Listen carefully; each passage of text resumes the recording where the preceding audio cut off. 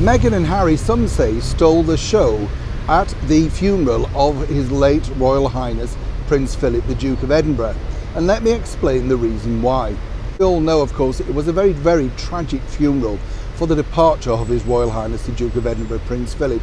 We were all basking in spring sunshine just under a year ago now, out at Windsor. But it was that really heartbreaking image of Our Gracious Majesty the Queen sat all alone due to the pandemic restrictions that caught everybody's eye and attention around the world.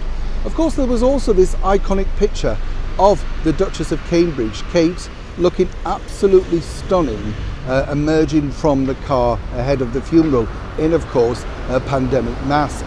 It's strange, isn't it? Those images will be forever embedded, particularly in our consciousness, the ones that are now living through this, and perhaps when we get older, you'll look back at that and say, I remember that moment, absolutely. But could this be another moment too? And this could now seriously be a problem for the forthcoming memorial at Westminster Abbey for the late Duke. If you recall, during the funeral, of course, Meghan decided to stay away rather wisely, and Prince Harry came alone. But all eyes really centred on the fact that they'd sent a rather beautiful wreath of flowers. But what was strange in Hollywood style was that they'd actually detailed exactly why they picked them, what they picked, etc. As ever with Harry and Meghan, they get a backlash even when seemingly they're trying to do something rather generous, nice and a thoughtful gesture. But this time around, they simply do not want that sort of scene stealing. So let me explain what's going to happen.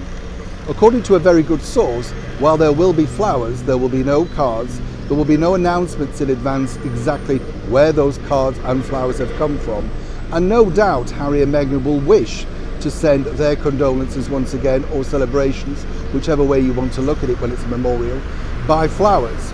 But the problem is now, of course, whatever they do send, the sole focus, all thanks to the mainstream media, will be on that. And as we've often said here on the show, it truly should be about celebrating a wonderful man's life, and more importantly, reaching out and giving a great big hug to our glorious monarch, Her Majesty the Queen. Not only because it's going to be a rather difficult day for our glorious monarch, but also because she's rather conscious of how frail she may now appear in public, to be expected after the years she's had.